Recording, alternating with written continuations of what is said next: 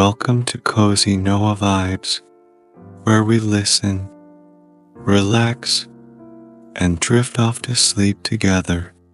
I'm Noah, your host for tonight. Thank you for joining me. Tonight, we continue with the Beauty and the Beast series we've been enjoying this week.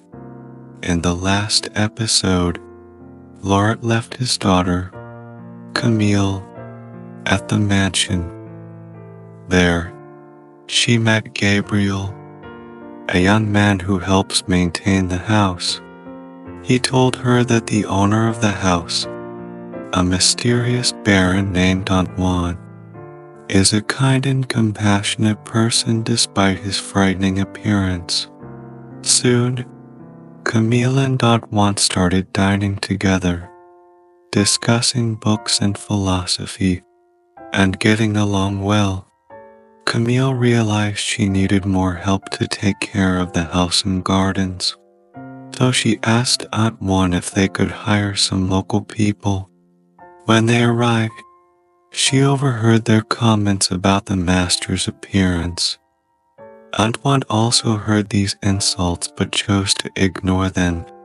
Camille was puzzled by his silent acceptance. Tonight, we will continue the story from here in the third part. Before we begin the story, please make yourself comfortable in your bed. Close your eyes gently and follow the rise and fall of your chest and abdomen, enjoying the soothing flow of air in and out of your body. Remember, there is no pressure to fall asleep. Just relax and rest. As we listen to the story together, sleep will come naturally. Despite the daily chores, Camille found time to explore the house. Cool autumn days, early sunsets, and cold nights often found her wandering the corridors with a candle, using her heavy caring to open the various doors lining the hallways. Most rooms were bedrooms, indicating that this country villa once hosted many noble guests. Now, these rooms were covered in dust cloths, dark chambers showcasing ornate four-poster beds, expensive furniture, and dusty upholstered chairs. One day, she discovered a very special room, clearly a lady's room, still holding her belongings unlike the others. An elegant vanity table adorned with powder boxes and perfume bottles sparkled in the afternoon light. Nearby were a few delicate wigs, seemingly waiting to be worn to a ball. Opening the wardrobe, Camille was astonished to find a row of silk gowns, her fingers gently gliding over the exquisite fabrics, almost afraid they might turn to dust at her touch. She imagined the elegant ladies who wore these dresses.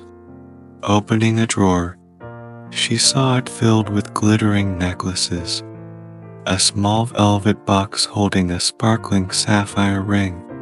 Closing the box, Camille quietly shut the drawer, not wanting to appear as if she were stealing.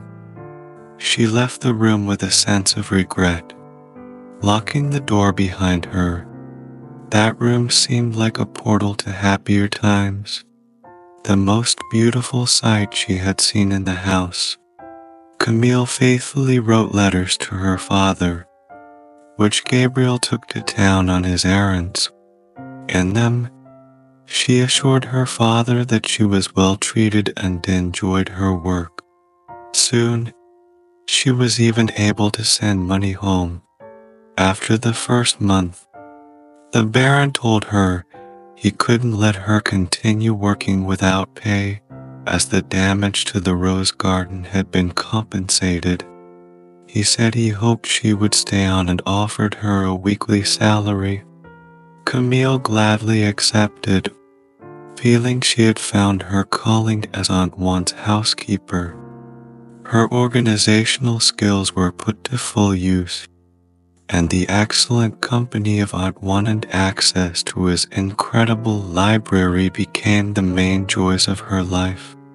In fact, it was easy for her to forget that Antoine was considered ugly.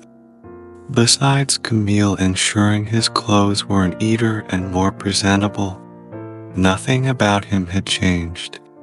Sometimes, she would catch a glimpse of a normal, handsome figure in a mirror on the wall, or while talking to him, his features seemed less beastly. In these moments, she would blink several times, refocus, and see he was still the fearsome-looking man. Perhaps the black magic of the villa was affecting her mind, she thought with a wry smile. Occasionally, beggars would knock at the door during the biting cold of winter, unaware of the estate's reputation in her home village. At her village, beggars were usually turned away and rarely helped. The villagers' attitude was that they deserved their fate and hard-working people wouldn't end up like them. Camille expected Antoine to turn them away, but instead, he had her give them a meal and some coins. Touched by his kindness, Camille couldn't help but ask why he showed such generosity when the nearby residents showed him no kindness. Antoine quoted a great philosopher he admired, this time Aristotle. The great man is not one who asks for kindness, but one who is always ready to bestow it on others. Then, with a hint of sadness, he added, I must learn to be a greater man because my previous way of life brought me to ruin. She couldn't get more explanation from him, but she longed to better understand what had happened to Antoine. That night, as they chatted happily over a rich winter stew in the candlelit dining room, Camille gathered the courage to ask how he came to live alone in the villa. Antoine seemed hesitant, took a deep sigh, leaned back in his chair, took a long sip of his drink, and began to tell his story. Many years ago, I lived here with my mother. My father died when I was young, leaving me the master of this place. I loved my mother, a beautiful woman inside and out, always the center of attention at parties, kind to everyone. It was her rose garden your father plundered. Antoine paused uncomfortably before continuing. When my mother fell ill and passed away, I was left to my own devices. I feel ashamed to say I did not lead a good life. Young and foolish, I squandered the family fortune on luxuries and extravagant parties. I neglected the estate, didn't pay the bills, and failed to care for my staff as I should have. Without my mother's good influence, I fell into a bad lifestyle, becoming worthless to anyone, including myself. One night, my servant told me there was a woman begging for food and coins at the door. I was in the middle of a lavish party and didn't want to be distracted. I told him to suggest she look for work elsewhere.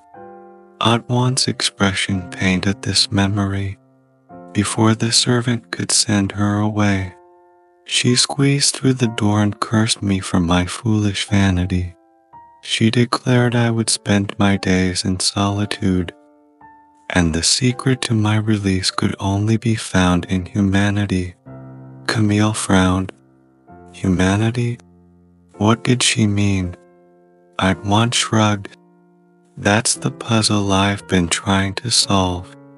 Fortunately, My library is filled with the wisdom of countless philosophers, mathematicians, and poets, the finest and wisest thoughts of humanity at my fingertips. Likely part of the strange magic I am under, my intellect has indeed been heightened, but all human wisdom has yet to reveal the key to lifting the curse. Camille gazed at him from across the table, listening to the soft crackle of the fire breaking the silence, imagining him on countless nights, sitting by countless hearths, alone, poring over the library's books, searching for redemption. Antoine tried to break the awkward silence with a bright smile. Oh well, as the great Isaac Newton said, how vexatious it is to reach the simplest truths by such complex paths. Camille's lips curled into a slight smile, not fully understanding if these truths could help but one find the answer he needed. As the cold winter continued, life at the manor fell into a comfortable routine. Although the snow nearly locked them in, work continued, pruning the garden trees and shrubs in preparation for spring. Camille spent many evenings in the library, exploring the countless books on the shelves.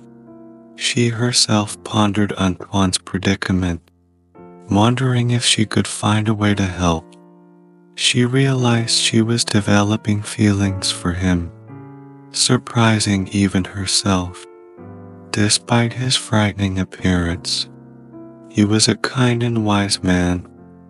Antoine seemed to notice her change but said little, maintaining his polite and respectful demeanor. Their relationship deepened, a surprising intimacy beginning to bloom between them. That concludes our story for tonight. Thank you for listening to Cozy Noah Vibes. I'm Noah, wishing you a peaceful night. Remember, your dreams will lead you to a more beautiful world. See you next time. Let the soothing background music gradually fade out, accompanied by gentle wind sounds and distant chirping birds. These sounds will help you relax and drift into slumber.